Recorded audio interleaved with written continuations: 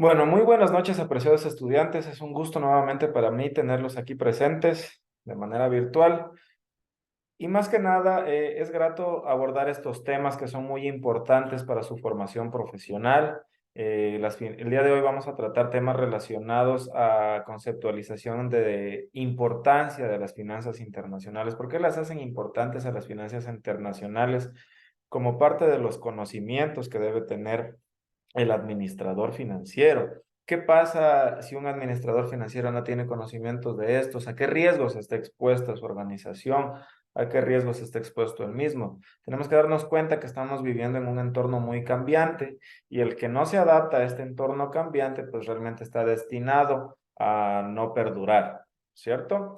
Es indudable que las nuevas tecnologías, la nueva información, la nueva manera de educación está innovando, está mejorando la calidad de vida de todas las personas y es importante que sepamos utilizar todas y cada una de las herramientas que tenemos al alcance para poder generar valor para nosotros, para nuestra carrera, para nuestra compañía, etcétera, ¿no es cierto? Entonces, las finanzas internacionales son un conjunto de conceptos, de herramientas que nos ayudan a generar este valor, ¿verdad? Nos ayudan a generar cualidades que nos permitan desenvolvernos en estos entornos tan cambiantes y tan volátiles en los cuales estamos viviendo y en los cuales tenemos que desempeñar nuestras funciones. Entonces, las finanzas internacionales se refieren a las transacciones financieras que ocurren entre diferentes países. Son una parte fundamental de la economía global y pueden influir en todo desde los tipos de cambio hasta los precios de los productos básicos. En esta presentación vamos a explorar la importancia de las finanzas internacionales y su división en diferentes áreas, ¿no es cierto? Ahora, desglosando un poco esta parte, hay temas que quiero que los tengan presentes. Ahora, cuando nosotros hablamos de las finanzas normales, ¿qué podemos entender por finanzas corporativas normales? ¿Qué podemos entender como eso? Por favor, vamos participando un poco. ¿Qué son las finanzas corporativas? ¿Qué son las finanzas normales? Las finanzas que se dan en un entorno que no sale más allá de la frontera. ¿Qué pasa? ¿Qué estamos trabajando ahí? ¿Alguien que quiera ayudarme con eso? Definiendo qué son las finanzas normales. Cuando vieron ustedes finanzas internacionales, perdón, finanzas uno, finanzas, análisis financiero 2, ustedes vieron conceptos que decían que sí, las finanzas, yo les voy a dar uno, las finanzas trabajan con los flujos de dinero de la empresa, ¿no es cierto? ¿Verdad? ¿Qué más podemos acotarle a esto? ¿Qué más hacen las finanzas? Dígame, Samantha. Las finanzas se dedican a trabajar con recursos económicos. Excelente, muy bien. ¿Alguien más? Coménteme, ¿a qué más se dedican las finanzas? Tal vez nos Evalúan todos los ayudarán, activos de una perdón. empresa. Continúe, María José, no lo escuché. Evalúan los activos de una empresa. También, muy bien. Evalúan los activos, los bienes, todo lo que cuenta una empresa, ¿no es cierto? Eso hacen las finanzas. ¿Las finanzas tendrán que ver con los inventarios? ¿Será que nosotros tenemos un proceso de inventarios que tenemos que valorar el inventario, saber qué metodología de inventario tenemos, ver el tiempo de maduración económica de una empresa, ¿no es cierto? Sí, sí, sí tiene que ver porque en base a eso, a esa información se va a tomar decisiones financieras, si en qué invertir o qué es lo que se tiene que cambiar. Entonces, las finanzas, por ejemplo, a nivel corporativo que usted preguntaba, determinen, ¿no? Los ingresos, los gastos y en base, pues, a los resultados, a revisar un estado financiero, se deben tomar las medidas en este caso o sea, de ser necesarios ajustar, revisar presupuestos, comparar. Correcto, Jimena, excelente su participación. Pues sí, las finanzas se dedican a eso, a ayudar a analizar la situación económica financiera de una empresa. Hay que darnos cuenta que hay dos partes. Hay la estructura económica y la estructura financiera dentro de una organización, ¿no es cierto? Y las finanzas nos ayudan a conocer la interrelación entre ambas Y la interrelación con el entorno. Por ejemplo, cuando yo tengo que pagarle a un proveedor, ¿no es cierto? Si mi proveedor está dentro de mi mismo país, es una situación normal, ¿no es cierto? Pero ¿qué pasa si yo tengo un proveedor que está en otro país? Yo ya tengo que trabajar con flujos de dinero que vienen de otros países, que ya traspasan una barrera geográfica, ¿no es cierto? Entonces yo tengo que aprender a darle este enfoque a las finanzas corporativas y darles el enfoque internacional. Entonces, cuando nosotros hablamos del enfoque internacional de las finanzas, tenemos que darnos cuenta que estamos interactuando no solo con el otro país, sino con muchas otras variables que afectan el entorno de estas dos economías, de estas dos empresas. Desde el hecho que se encuentra ya en otro lugar, sabemos que está bajo la influencia de otras políticas, por ejemplo. Está bajo la influencia de otro gobierno. Si es que está en otra unidad monetaria, está bajo otro tipo de riesgo. Nosotros, ¿no es cierto? Entonces nosotros tenemos como administradores financieros conocer que las finanzas internacionales pueden ser una gran oportunidad para generar valor, como pueden ser un gran riesgo en caso de no conocer, en caso de no tener un plan que nos ayude a trabajar con las finanzas internacionales, ¿no es cierto? Entonces, ¿qué tenemos nosotros cuando hablamos de la importancia de las finanzas internacionales? Nosotros cuando hablamos de la importancia de las finanzas internacionales, vamos al punto de que facilitan el comercio, ¿no es cierto?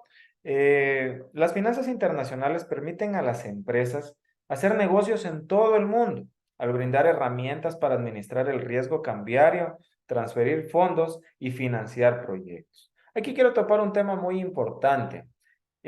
No todas las economías están en el mismo nivel, no todas las economías tienen el mismo grado de desarrollo.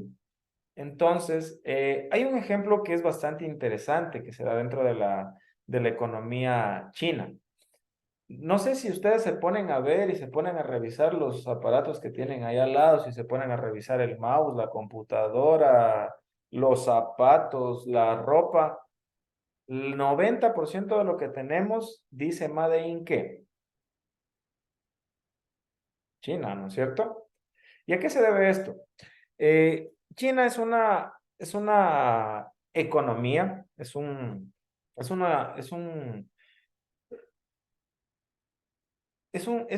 ente económico, o sea, es un gigante del comercio en el mundo, ya que China cuando salió de la guerra realmente quedó hecho cenizas. Pero ¿qué pasó con China? Ellos son una cultura que no tenía, un pueblo que no tenía eh, muchos recursos naturales como los tiene Ecuador, ¿cierto? Nosotros somos un país demasiado rico, tenemos muchos recursos que podemos explotar, que podemos exportar, ¿no es cierto? Entre estos recursos, por ejemplo, veíamos que tenemos el cacao, que es reconocido a nivel mundial. Es tan reconocido que lo compra Estados Unidos y luego nos lo vende como Nutella, ¿no es cierto? Y nosotros lo compramos 10 veces más caro. Alce la manito a quien le gusta la Nutella. Muy bien. Pero ¿qué pasa con China? China se enfocó tanto en esta parte del comercio que dijo, yo como no tengo tanta riqueza en recursos naturales, voy a enfocarme en darles la oportunidad de que los demás países puedan venir a ensamblar sus productos aquí en mi economía, yo les voy a cobrar barato por eso y voy a hacer una medida normativa que permita que mi población se adapte a este modelo de trabajo. Entonces aquí va a ser la capital mundial del ensamblaje del Made in China, que yo le digo. Va a ser la capital mundial de donde se realizan la mayoría de cosas que nosotros tenemos. Entonces comenzaron a hacer ellos eso y ahora, hoy por hoy, es una de las economías más fuertes que existen a nivel mundial, ¿no es cierto? Entonces, las finanzas internacionales nos ayudan a analizar este tipo de decisiones. Por ejemplo, si yo soy un empresario, imaginamos que son el dueño de Apple antes de tomar la decisión de seguir produciendo en Estados Unidos o buscar una nueva oportunidad de producir. Ustedes dicen, a ver, pero ¿qué pasa si es que yo hago relaciones con China? Es un país que está demasiado lejos y te pones a analizar y dices, ah, no, pues pero me facilita el comercio. Y aparte de eso, China ya me está abriendo el mercado porque está muy cerca de la Unión Europea. Entonces, si yo voy y la comienzo a poner mi planta de producción en China, me va a salir mucho más barato y voy a tener muchos beneficios. Entonces, este tipo de decisiones al administrador financiero, al administrador de la organización, le ayuda a facilitar el comercio, ¿no es cierto? Le ayuda a acercar sus productos a su cliente y consumidor final, ¿verdad? Ahora, otro de los factores de importancia dentro de las finanzas. ¿Hasta ahí tienen alguna duda? Tal vez tienen que acotar algo o alguna pregunta. ¿No? ¿Continúo? Muy bien. Ahora, afectan la política. Las decisiones económicas internacionales pueden afectar la política de los gobiernos y las relaciones entre países. Por ejemplo, la imposición de aranceles o sanciones pueden tener consecuencias políticas graves. Como les mencionaba, cuando nosotros hacemos negocios con otros países, cuando ya decidimos saltar la barrera geográfica, estamos expuestos a varias situaciones. Aquí realmente estoy tomando yo tres partes de la importancia de las finanzas internacionales, pero hay muchísimas más. Tenemos factores medioambientales, tenemos factores políticos, ecológicos, sociales, legales, administrativos, etcétera. Tenemos un montón de factores que nos pueden inferir en nuestras relaciones internacionales. Pero la política es uno muy importante, porque si nosotros, por ejemplo, no sé si recuerdan la guerra que está dándose, bueno, que empezó a darse hace algunos meses ya entre Rusia y Ucrania, ¿no es cierto? Entonces son factores políticos que ya presentan una obstaculización a las relaciones con las finanzas internacionales, ¿no es cierto? Es como, por ejemplo, si yo quiero venderle al país X y ese país X está en guerra con mi país, ¿creen que voy a tener una relación, creen que existe una relación política que a mí me va a permitir tener relaciones comerciales internacionales con facilidad? No, no es cierto, al contrario, pues mis países no se pueden ni ver. Entonces vamos a comenzar a tener muchos más problemas, ¿no es cierto? Entonces, se tiene que tener todo esto en cuenta. Y otra cosa que es muy importante, los precios. Los movimientos en los mercados internacionales pueden tener un impacto significativo en los precios de los bienes y servicios. ¿Se acuerdan? No sé si recuerdan más bien, pero cuando estaba empezando el conflicto de Ucrania con Rusia, el precio del petróleo subió. ¿Sí recuerdan esto?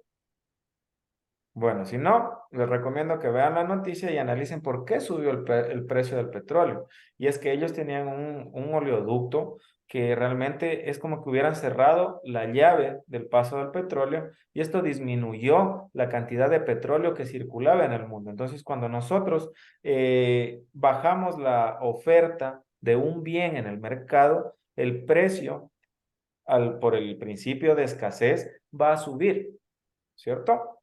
Es el mismo principio que se aplica a la ley de por qué los diamantes son más caros que el agua, que es lo que a mí me gusta comentar. El agua abrimos la llave y la tenemos ahí, pero si nosotros buscamos un diamante es mucho más difícil porque es más escaso. Entonces, las relaciones internacionales hay que tenerlas presentes porque influyen mucho en los precios, ¿cierto?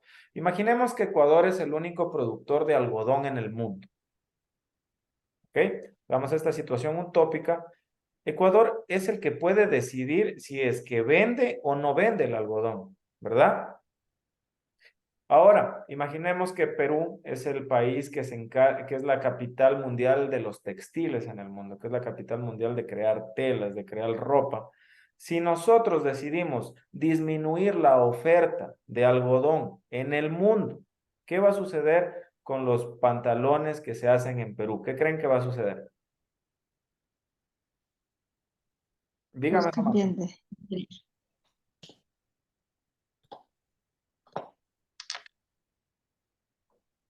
Dígame. Va a subir el precio. Va a subir el precio, ¿cierto?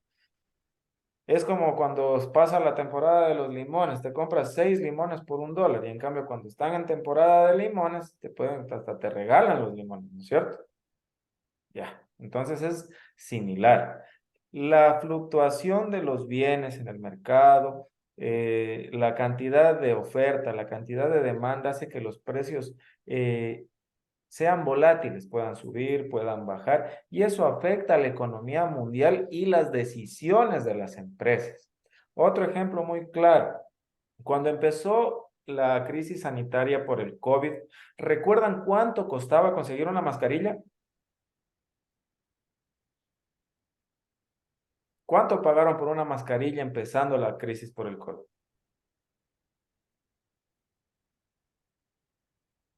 Comenten. En Quito me parece que una caja de mascarillas que no era caja, era una fundita que valía, que tenía 25 unidades, me parece que estaba en los $12. $12 una fundita pequeña. Pero de manera individual, uno, si por ejemplo se olvidaba, podía comprar en $1, por ejemplo, una mascarilla en $1. Hasta una vez sí me acuerdo que les compramos una mascarilla en $1.50, porque no había, se habían acabado en la farmacia y nos vendieron en $1.50 en una tienda. O Una sea, más. obvio que era un abuso, pero ocurría que algo que no cuesta tanto, llegamos a pagar ese precio. Exactamente. Bueno, han pagado barato, porque yo al principio de la pandemia me compré una mascarilla de esas KN, pero me costó como $18. Entonces los envidio realmente. Les digo, cuando justamente estaba empezando todo esto. La economía no estaba preparada para esta crisis y los recursos que existían en el mercado hacían que suceda esto. Las mascarillas eran tan escasas que llegaban al punto de ponerse tan caras por la necesidad inminente de proteger la salud, ¿cierto? Entonces, llegó un punto de que muchas personas comenzaron a importar mascarillas y las compraron. Por ejemplo, yo conozco el caso de una empresa en la cual yo trabajaba antes, que ellos compraron cada mascarilla, importaron 1.000 mascarillas y cada mascarilla la habían comprado más o menos en $5, algo así fue, algo así recuerdo. Entonces eran como 5.000 mascarillas que ellos habían traído, $5.000 de inversión, algo así. Y lo que pasa es que cuando trajeron ellos, a su vez, muchos más personas importaron mascarillas. Entonces, ¿qué pasó con el mercado? ¿Cómo reaccionó esto en el mercado global? Comenzaron los precios a bajar porque ya había un exceso de oferta de todo. Entonces, ya como todo el mundo tenía mascarillas para ofrecer, ya los precios de las mascarillas comenzaron a desplomarse. Y las personas que compraron en $5 después para no perder del todo, tuvieron que venderlas en $1, en $1.50 y hasta menos. Entonces, ¿se imaginan? La economía puede cambiar mucho y puede influir en los precios de un momento a otro. Nosotros tenemos mercados de cotización que más adelante les voy a indicar en una página de cotización de mercados. Yo trabajo mucho con lo que son la fluctuación de los precios, yo hago portafolios de inversión y aquí yo tengo que analizar estadísticamente los cambios en los precios y predecir en base a noticias que se dan en el mercado cómo van a ir influyendo estos precios, o sea, cómo las finanzas internacionales pueden generar una oportunidad o pueden alejarme a mí de peligros, ¿no es cierto? ¿Estamos claros hasta aquí, estimados estudiantes? Elba, coméntame. Sí, ingeniero, por ejemplo, podemos tomar en cuenta la situación que hoy en día está viviendo el país. Por ejemplo, hoy en la mañana, y yo creo que en redes sociales la mayoría del día se vio pues que el Ecuador había bajado el riesgo país 91 puntos. Entonces fue a lo que otros países pues se pronunciaron. Entonces, y felicitaban pues no al nuevo presidente, en donde mencionaban que ahora, por ahora, pues están viendo la posibilidad de volver a invertir en el Ecuador porque creían pues que es un poco más seguro, ¿no? Entonces, esto sería más de lo que estamos hablando, ¿no? Claro que sí, Elba, me parece excelente ese tema que has topado. Pues sí, el riesgo país disminuyó. Hay que tener presente que el índice de riesgo país es un número que lo obtiene ay, lo sacó, se me fue el nombre, el MORT. JP Lo Morgan, obtiene el JP Morgan, me parece que era ajá. el banco que lo crea Este Sí, indicador. JP Morgan. JP Morgan Ujú. es el que crea el indicador y analiza las diferentes variables dentro de la economía nacional. Otro factor importante que yo estuve analizando en base a esto que está sucediendo en el país es que el precio de los bonos mejoró, o sea, el precio de los bonos aumentó, es decir, que la gente comienza a tomar, los mercados internacionales comienzan a tener un poco más de confianza en la situación del Ecuador, ¿cierto? Este tipo de variables, por ejemplo, si tú compraste un bono a un precio barato y ahora ves que el precio subió, tú puedes venderlo ese bono porque es un bono que ya es más valioso, ¿no es cierto? Entonces ya tienes desde ahí, ya puedes tener un beneficio con una fluctuación de precio dada por una noticia en un mercado internacional, ¿verdad? Correcto, muy bien. Continuemos entonces. Vamos a ver hoy día la división de las finanzas internacionales. Nosotros, dentro de las temáticas que tenemos en el plan de estudios, tenemos dos divisiones. Tenemos lo que son las finanzas corporativas internacionales y tenemos la perspectiva de economía internacional. Hay otra que se llama perspectiva de finanzas bancarias internacionales, que es muy importante también conocerla, realmente cómo funciona, pero no es el enfoque que nosotros queremos darle tanto a la materia. Se los dejo ahí para que la tengan presente, pero en base a nuestra temática vamos a hacer énfasis en las finanzas corporativas internacionales y en la economía internacional. Entonces, las finanzas internacionales, viéndolas desde la perspectiva de las finanzas corporativas internacionales, tiene que ver con todo lo que son el movimiento de dinero de una empresa en un entorno internacional. Son decisiones que puede tomar la organización. Puede decir, a ver, yo tengo empresas en varias partes del mundo, sedes en varias partes del mundo, entonces yo sé que tengo que trabajar con varios políticas de otros entornos, etcétera. Pero yo puedo tomar decisiones con esas empresas, ¿no es cierto? O sea, yo tengo decisión en base a eso. A eso es lo que va la diferencia entre corporativa internacional y economía internacional. Porque en la economía internacional, yo como administrador financiero, no tengo poder de cambiar lo que está sucediendo, pero dentro de las finanzas corporativas sí tengo poder de elegir, tengo poder de decisión, tengo poder de selección, tengo poder de criterio y tengo poder de abstenerme a tomar una decisión mal, ¿cierto? Entonces, las finanzas corporativas internacionales trabajan con mercados financieros internacionales. ¿Cuál creen ustedes que es un mercado financiero internacional? Ya acabamos de mencionar uno. China.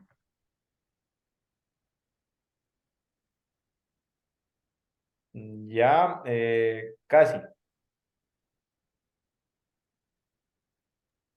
Los bonos. exactamente. El mercado de bonos es, eh, es parte de los mercados financieros internacionales. Hay el mercado de los bonos, son estos activos que se están comercializando en el mercado. Miren, subieron de precio los bonos y ahora ya están más tentadores para otras economías, ¿no es cierto? Tenemos operaciones en escala mundial. Imaginen que son el administrador de una empresa internacional. Pongamos Movistar. Imaginen que ustedes que son Carlos Slim. ¿Sí saben quién es Carlos Slim? Un multimillonario mexicano que es dueño de Telefónica, Movistar.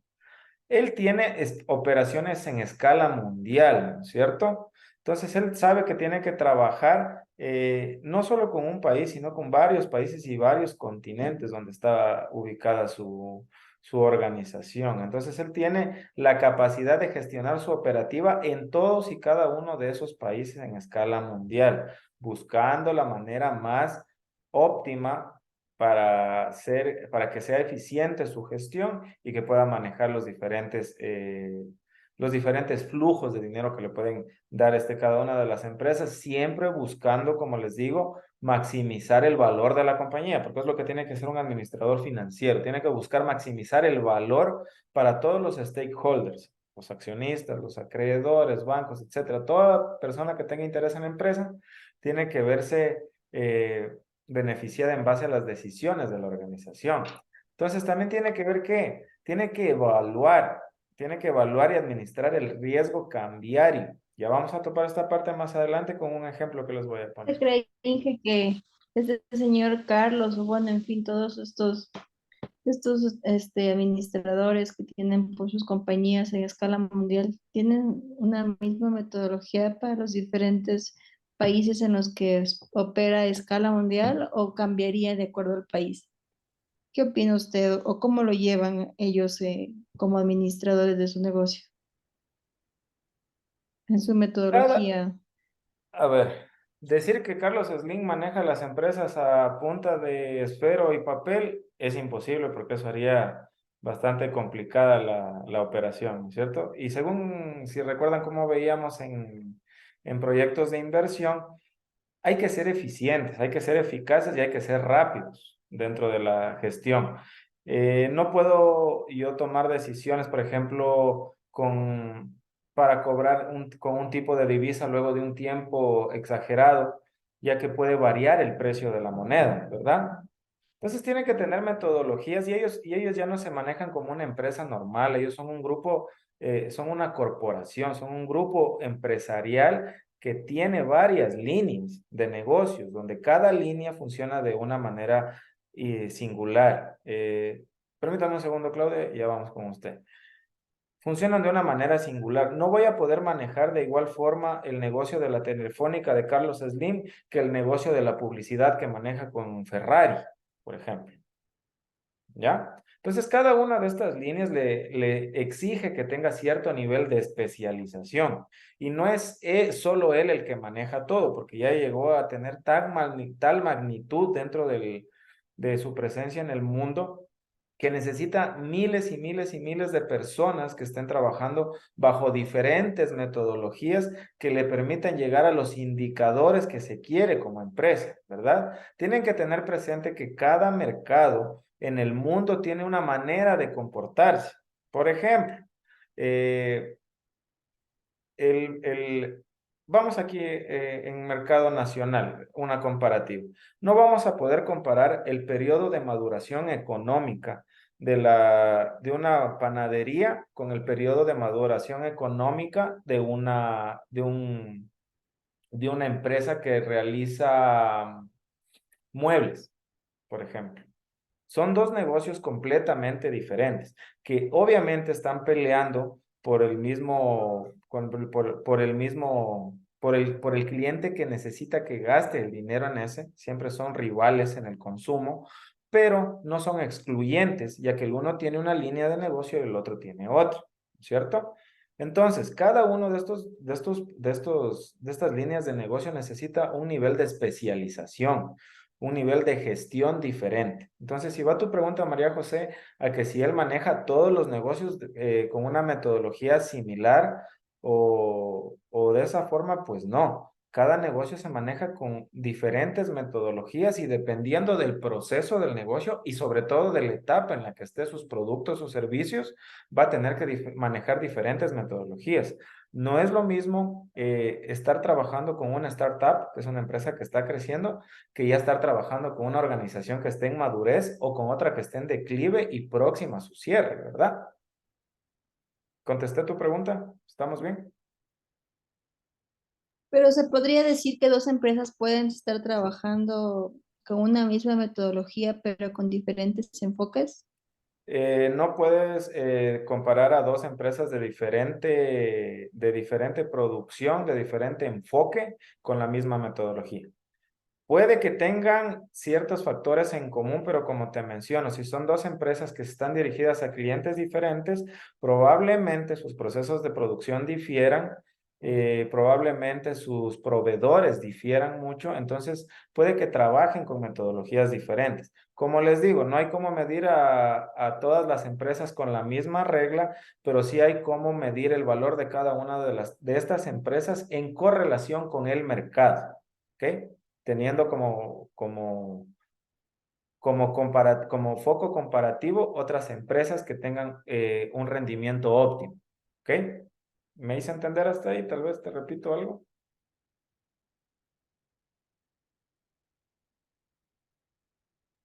Sí, en este caso tendríamos que fijarnos en que cada mercado es diferente y tendríamos que aplicar la metodología de acuerdo a los procesos que se requiera de la empresa o que la empresa necesite, ¿no es cierto? De Exactamente. acuerdo al mercado.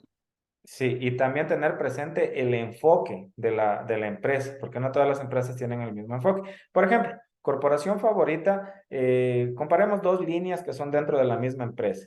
Tiene, por ejemplo, el Supermaxi y tiene el Juguetón. Son dos líneas que trabajan con la misma organización, ¿no es cierto? Por ejemplo, en mi ciudad, en Loja, ellos pueden utilizar ciertas partes de la cadena de valor para generar valor para ambas, pero su enfoque, su metodología es diferente por el hecho mismo de que está diseñada para centrarse en diferente tipo de cliente y consumidor, ¿verdad?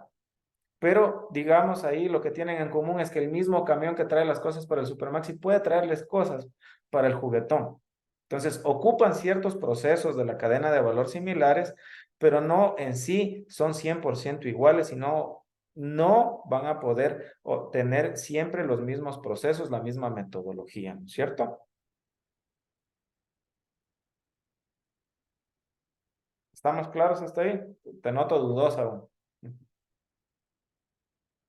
No, sí, sí, poco a poco se irá aprendiendo con respecto a esto de la metodología y los enfoques, porque sí es un poquito medio dudoso de saber que tal vez, como dice de la empresa, la favorita, tienen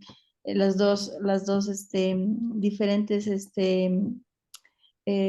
dirigidos a diferentes tipos de mercado. En este caso, pues el supermercado para las personas, a los comensales y el juguetón para los niños, los juguetes, ¿no? Ujú. Son diferentes tipos de mercados. Entonces, la metodología, pues no siempre va a ser igual, pero van a tener algo de concordancia en algunas cosas, como dice, el llevar el carro o el mismo material, no sé.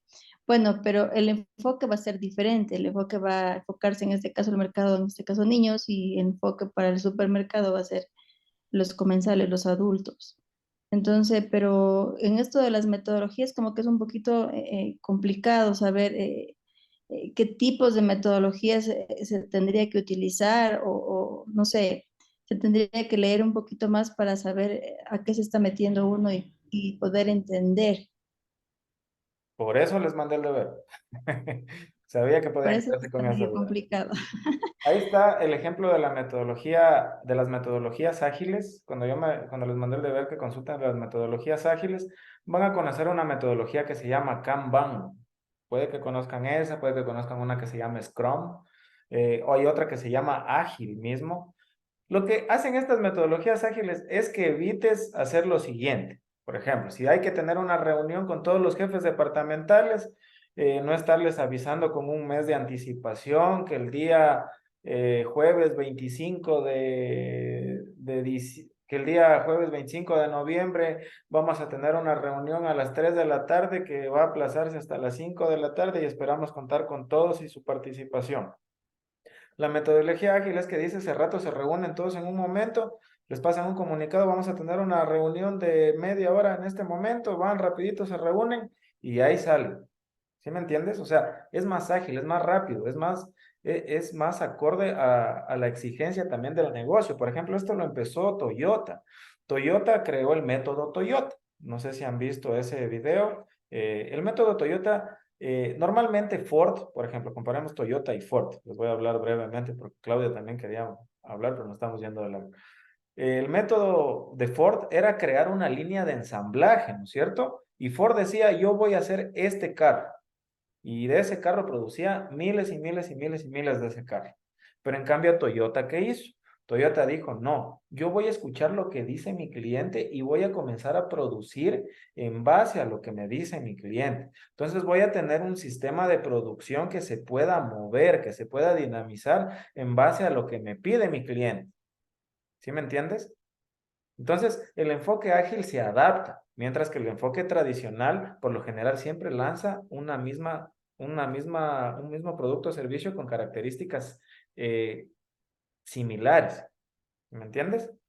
Eso en cuestión Dije, cuando usted dice enfoque ágil y enfoque tradicional, y luego dice metodología ágil, metodología tradicional, parece que como que si fueran uno mismo, uno solo, entonces, Metodología es qué haces para llegar con tu producción o servicio. Y enfoque es a quién lo diriges. ¿Ya? ya Esa es la cacho, diferencia. Metodología son el método, los pasos. Y el enfoque es como que la metodología es el camino que debes tomar y el enfoque es el destino. ¿Ok? No puede estar el uno sin el otro. ya ahí sí está más claro. ¿Ya? Ya ahí, muchas gracias.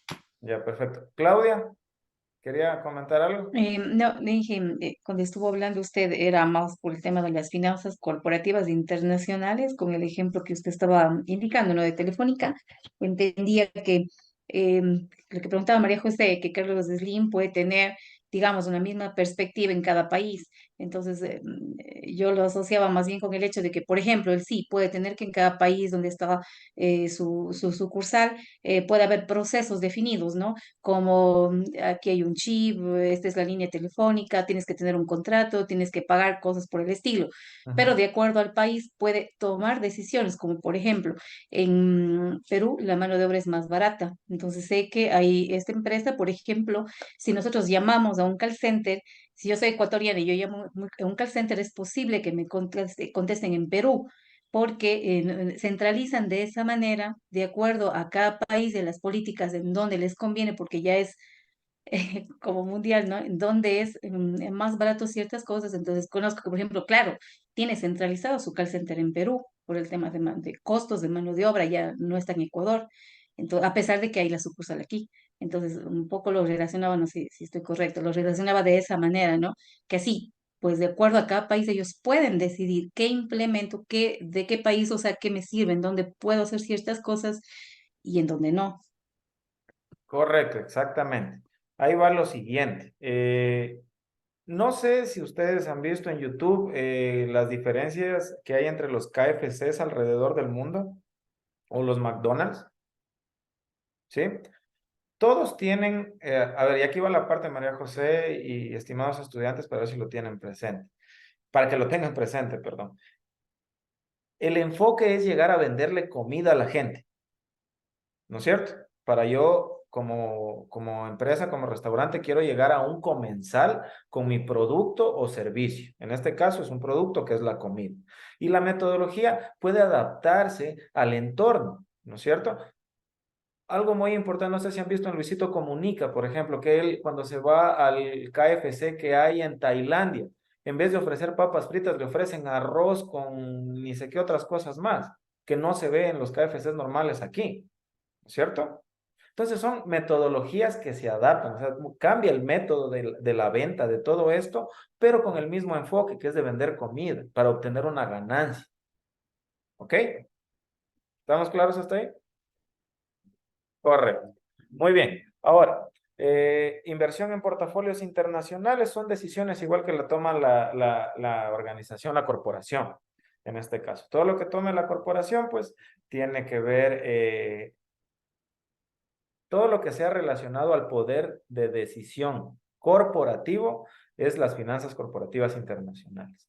Y la otra división de las finanzas internacionales es lo que la corporación no puede decidir. Por ejemplo, un régimen cambiario. ¿Han escuchado hablar del régimen cambiario? ¿No han escuchado hablar del régimen cambiario? El régimen cambiario son un conjunto de normas, de normativas que rigen las políticas monetarias de un país para que la moneda pueda tener diferentes variaciones, etcétera. Los regímenes cambiarios están enfocados a los principios económicos también, ¿no es cierto? Para no tener monedas muy volátiles, sino que se pueda preservar el valor del dinero en el tiempo, no que no se destruya el valor según mi régimen cambiario, ¿no es cierto? Y si yo trabajo como una corporación que tiene relaciones comerciales con otro país, yo realmente voy a tener que trabajar con el régimen cambiario de ese país si es que tiene otro tipo de moneda, ¿no es cierto? Si nosotros como Ecuador, en Ecuador nosotros manejamos el dólar, vamos a hacer negocios con otro país como por ejemplo Perú. nosotros tenemos que darnos cuenta que Perú tiene un régimen cambiario porque tienen otra moneda, ¿no es cierto? Y a nuestro, y a, nu- y a nuestra, a nuestro comercio nos puede afectar las decisiones que tome el régimen cambiario, ¿verdad? Entonces puede afectarnos realmente en cuestión de cobros y pagos. También tenemos el sistema monetario. Ah, una pregunta. ¿Ecuador tendrá régimen cambiario? No, Correcto. ¿Tenemos política monetaria nosotros? política. No, no creo. O sea, dependemos de Estados Unidos porque no es cierto. Exactamente. Nosotros teníamos política monetaria cuando teníamos el sucre, pero ahora realmente no, porque nosotros estamos, nuestra economía trabaja con el dólar y el dólar no es una moneda que nosotros la manejemos como política. Eso se encarga la Fed en Estados Unidos. ¿Han escuchado hablar de la Fed? Esa se encarga de manejarlas. Es como el Banco Central, pero de Estados Unidos, la FED. ¿Ok? Tenemos el sistema monetario internacional, tenemos procesos de ajuste a los desequilibrios en la balanza de pagos, factores que determinan el tipo de cambio y las condiciones de paridad. Ahora, ¿cuáles son las diferencias entre finanzas internacionales y finanzas domésticas? Esto es muy importante ya que va. El primero es que nosotros trabajamos con diferentes marcos políticos y legales, dada la creación de flujos de dinero en diferentes países, ¿no es cierto? Entonces, digamos que Samantha tiene una empresa en Ecuador, tiene una empresa en Perú, tiene una empresa en España. ¿Con cuántos tipos de monedas está trabajando? Tenemos Ecuador el dólar, Perú los soles y España los euros, ¿no es cierto? Está trabajando con 3 tipos de monedas. Cada una de estas monedas está expuesta a diferentes factores políticos, ¿no es cierto? Que pueden cambiar su régimen de cambiario y también tiene diferentes factores legales que pueden afectarle a ella. Por ejemplo, si le suben los impuestos para la salida de divisas desde España, se va a ver afectada porque va a perder más dinero enviando el dinero de España a su sede que es en Ecuador, digamos. ¿Sí me entienden? ¿Sí me hago entender? Tenemos que luchar a contracara ahí contra las diferentes variables que puede haber en el medio. Hasta ahí, ¿está claro esa parte? Muy bien, vamos a lo siguiente. Esto es el riesgo de tipo de cambio, que es lo que yo les mencionaba. Cuando una moneda se aprecia o se deprecia. Cuando hacemos negocios con otras unidades monetarias, con otros tipos de monedas, nosotros podemos vernos en pérdidas o en ganancias.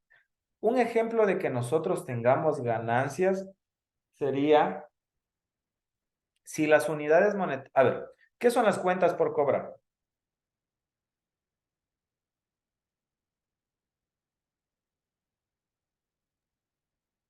Lo que nos, lo que los clientes nos deben. Dinero de nuestras ventas, o sea, tenemos un dinero por recuperar. Exacto. Es un derecho de, de, de, de algo que nos pertenece como parte de nuestro activo. O sea, es algo que aún no es mío, pero va a ser mío, ¿cierto? Entonces, si tenemos cuentas por cobrar y nuestra unidad monetaria se aprecia, nuestra empresa va a ganar, porque ese valor que teníamos antes que cobrar ahora vale más, ¿cierto? Si es que nuestra moneda sube de valor. ¿Estamos de acuerdo hasta ahí? ¿Estamos claros? Ya, pero ¿qué pasa si yo tengo que pagar a una empresa en el exterior que me va a cobrar en euros? Y, y ya pasa el tiempo y ya tengo que llegarle a pagar y cuando voy a ver cuánto tengo que pagarle, veo que el euro ha subido. Eso significa que voy a necesitar más unidades monetarias mías para comprar un euro, ¿no es cierto? Pero, Inge, en este caso no tendría que regirse por un contrato donde no se especificaría que así suba esto del tipo de cambio, el riesgo, no implicaría el pago, o ya tendría que depender de la administración o cómo se haga ese contrato, o no tiene nada que ver eso. Tienes dos opciones ahí. Puedes hacer un forward, puedes hacer un contrato de futuros también, validando que las transacciones se van a dar al precio de hoy, ¿no es cierto? Claro. Pero ahora imagínate si tienes que pagarle a él y realmente la moneda de él bajó demasiado. Tú vas a tener que pagarle poco, ¿no es cierto? Ahora, Pero como te digo, estamos tomando ahí el riesgo prácticamente, o lo ganamos o perdemos. exactamente.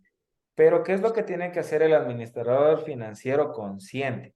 Tiene que saber hacerle frente a los diferentes tipos de riesgo con los diferentes productos de cobertura de los riesgos. En este caso, lo que tú mencionaste es muy cierto. Eh, claro, pues, pero si vas, puede haber un cambio. En este tipo de transacción, desde ya tengo un riesgo de tipo de cambio, ¿cierto? ¿Qué puedo hacer yo para cubrirme de este riesgo de tipo de cambio? Puedo ajustar un contrato de futuros, por ejemplo, y decirle, ya, perfecto, sabes que yo te tengo que pagar de aquí en 3 meses, pero quiero que hagamos un contrato de futuros para podernos los dos congelar este precio y pase lo que pase en el futuro, yo me voy a mantener con esto que tengo ahora. Algo así funcionan los contratos de futuro. Los forward son similares, bastante similares. Entonces, dentro de las finanzas internacionales uno está expuesto a varios tipos de riesgo. Este es uno de los cuales quiero que lo tengan en cuenta porque es algo que probablemente vaya dentro del examen, ¿ok? El riesgo de tipo de cambio, más o menos a qué se refiere, por dónde va. ¿Qué pasa si las cuentas por cobrar se aprecian? Si la unidad monetaria de las cuentas por cobrar se aprecia, ¿la empresa ganará o perderá? ¿Ok? ¿Estamos de acuerdo hasta ahí? Hay otra cosa muy importante, que son las imperfecciones del mercado.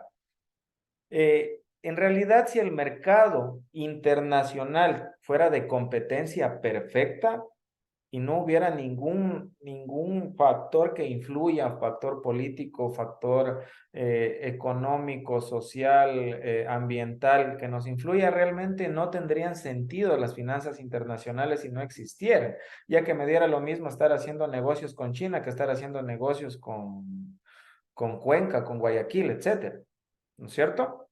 Pero es la imperfección del mercado la que crea las finanzas internacionales. Por ejemplo, los costos de transacción, los costos de información, las restricciones legales, en, las diferencias en sistemas impositivos, la movilidad imperfecta de los factores de producción. Tenemos que tener presente que no es solo el hecho de enviar dinero, sino que cuando yo pido que me traigan mercadería, tengo que ya meterme con las Incoterms, que son los diferentes tipos de comercio que puede existir en el mundo, y eso también va a afectar mi gestión, ¿no es cierto? Y es parte de las decisiones financieras, escoger el mejor modelo que se adapte a mi gestión, porque por ejemplo hay free on board, hay que te lo dejan en el puerto a tu producto, pero ahí tienes que recogerlo, o ellos nomás te lo acercan al puerto de ellos y de ahí tú verás cómo te lo llevas a tu país, ¿no es cierto? Entonces son todo este tipo de variables las que hacen y crean peligros u oportunidades, ¿ok? ¿Estamos hasta ahí?